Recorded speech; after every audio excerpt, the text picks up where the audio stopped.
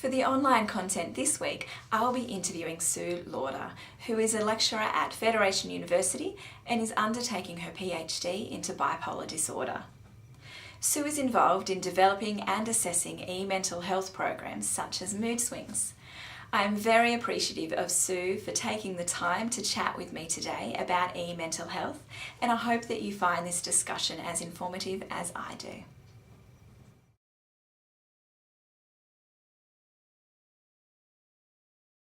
E-mental health is a really broad term, but to perhaps give it some boundaries and parameters, it typically relates to programs developed to be online, and these can be therapist-assisted programs, or these can be completely self-guided or a self-help program. A person goes through it, at their own pace. There are many aspects to them. They all look very different. They might have discussion boards, so a bit of peer support happening in there. With the therapist-assisted programs, typically there's email support provided in that as well, and they cover a range of disorders, almost as many disorders as actually exist there in our programs around that.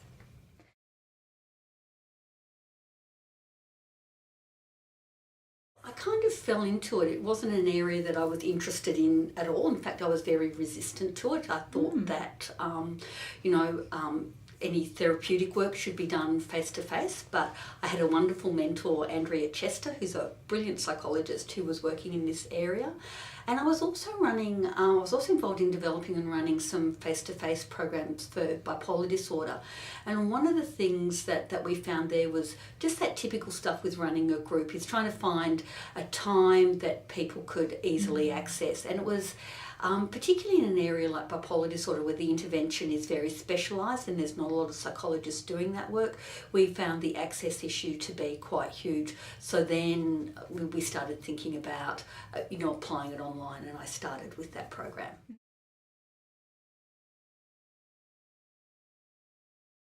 One of the things that are happening in the space at the moment is having an e-mental health program along with a therapist as well, so that you can do that work in conjunction, which is often really useful as well.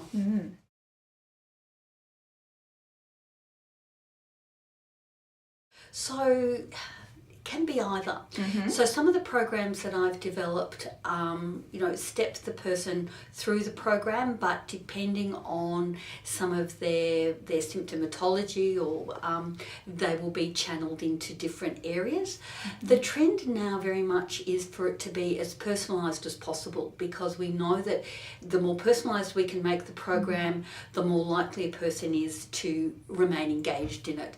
So someone might have a program that might have, say, 6 modules, and a person can decide which module is relevant for them first, or they might complete a series of self-report scales at the start, and there might be a recommendation for them to say, these modules sound like they'd be really useful to you first, so we would recommend that you'd start these ones first. So it's becoming much more flexible in terms of how it's actually delivered, which I think is really great.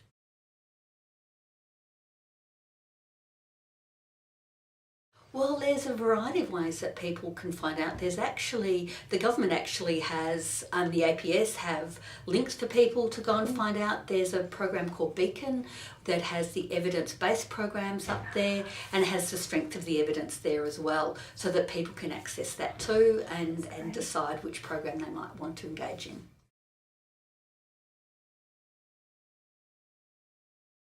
It's pretty huge, and it's been certainly the work around, anxiety and depression, which was where the initial program started, has been around for, maybe 16 plus years now.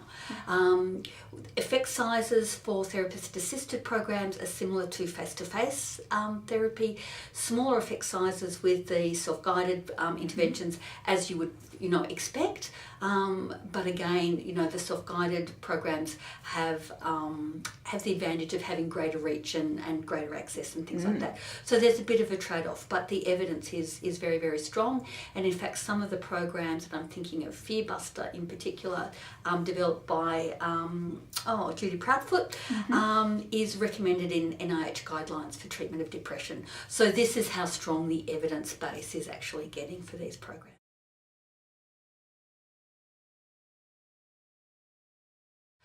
I guess some of the benefits are that accessibility issue that I mentioned before, and certainly the other thing that clients and participants have said to me is a reduction of stigma, so that they can actually do the program in their own home, and particularly for rural and remote clients, this is really important. So again, very reluctant to go and see a mental health professional because everyone in the town will know, for example.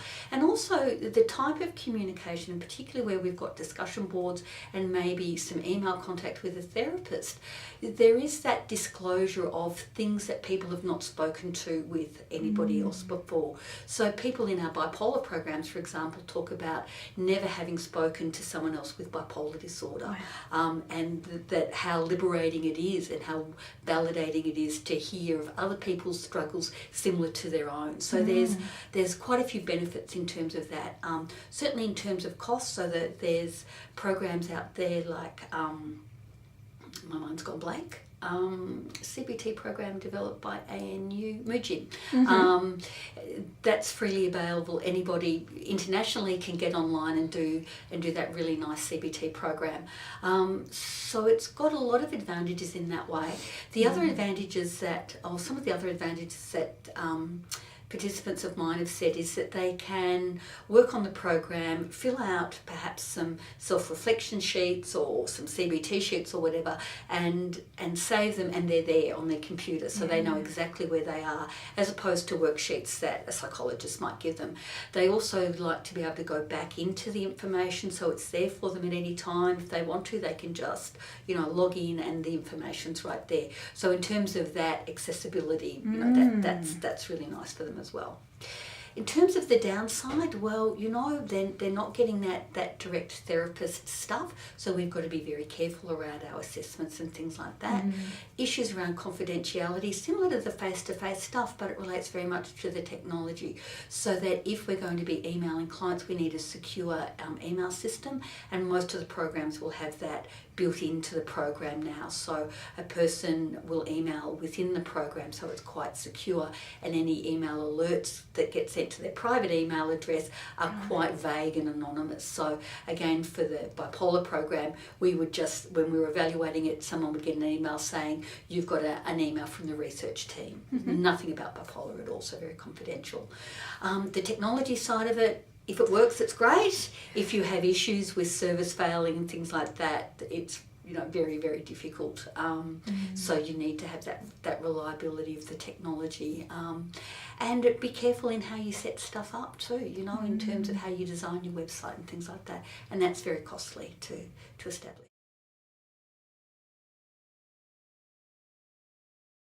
The Mood Swings program was my PhD program, and now we've actually just completed a second trial of it, where we were able to use some of the lessons learned through my PhD to redesign and update the website, but also to evaluate it in a different research design. So we had a 3-arm design of CBT versus psychoeducation versus discussion board only.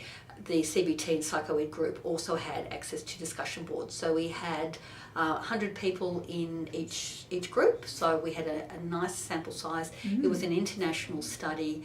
The discussion boards are moderated, and in both my PhD and in the second Mood Swings trial, people said they liked that. They liked knowing if they were becoming unwell that inappropriate things would not be posted up there. One of the things that we had to also be careful of with the discussion boards was that getting people to choose a name that they hadn't used on other discussion boards, so that again the people involved in these programs are going to be people that are likely to be on other discussion boards and things like that. So there's a chance of their cyber identity would already be known. So we asked people to create new identities for themselves so that there could be no issues around that. The other thing, I guess, in terms of both the Mood Swings program and perhaps any clinical program, is that duty of care that we have to be careful of. And there was a real I guess, a real issue for us as researchers, because that's what this project was, in terms of, you know, how much do we monitor, and because we didn't want to assume a level of care that we didn't have as researchers. And certainly, say, somebody in, you know, Abu Dhabi who was suicidal, we couldn't intervene in that case. And what would we do if we noticed that they were becoming unwell? So setting up some protocols around that and some red flags, and being really clear with participants about the kinds of things that we would do were really, really important. But in terms of the program, it goes through some standard, you know, bipolar education in terms of what it is, what to notice when they start to become unwell, and developing staying well plans. And developing social networks, and developing a bit of resilience when things get tough. We certainly have worksheets and things that people can do, some basic standard CBT things. We have videos and things like that we couldn't have in the earlier program because of issues around bandwidth and things like that we're able to do. And we have interactive mood graphs as well, so people can graph their mood and record that in real time as well, which is kind of handy. So again, they can go back to it, nice and easy to access in terms of how their mood's been tracking over time. And if they want to, they can print off any of the information that they do online and take it to their service provider if they want to. So it can be quite a collaborative process as well. And in fact, participants have told us that they do that, and it's been a really useful process as well.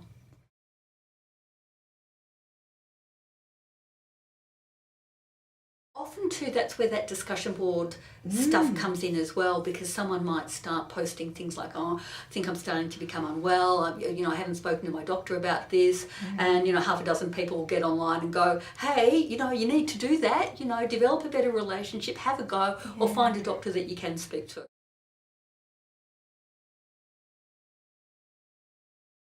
Certainly ISRI, which is the International Society for Research on the Internet, is a great organisation to have a look at, very cutting edge.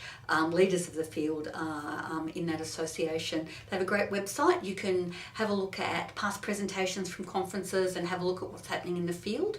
In terms of journals, JMIR, the Journal of Medical Internet Research, is an open access journal that's really interesting. And the APS also has a special interest group which students can join as well.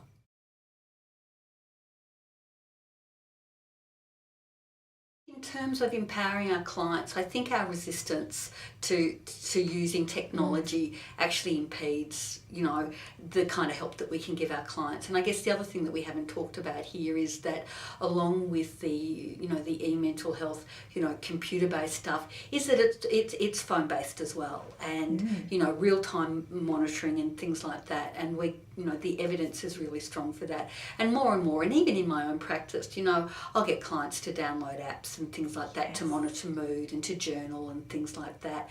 So I think we kind of have to lower our resistance a little bit, because the technology is here, clients are wanting to use it.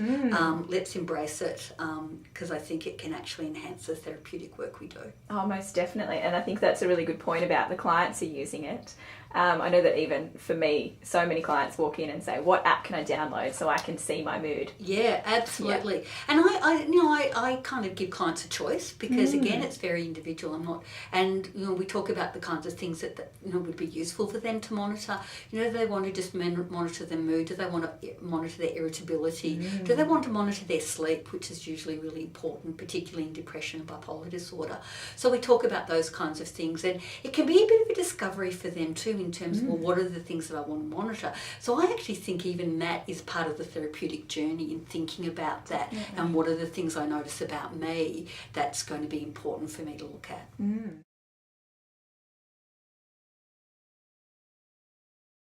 Mood Swings 3, so the program just won't die.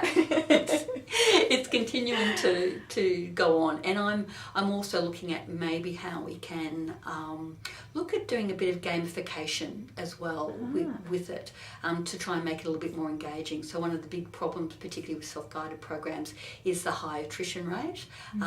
So looking to make it a little bit more engaging, and we're not sure around attrition whether or not that's because people have got what they wanted and it's been useful for them and they're done, or whether that's because it wasn't engaging enough for them. There's two schools of thoughts around that.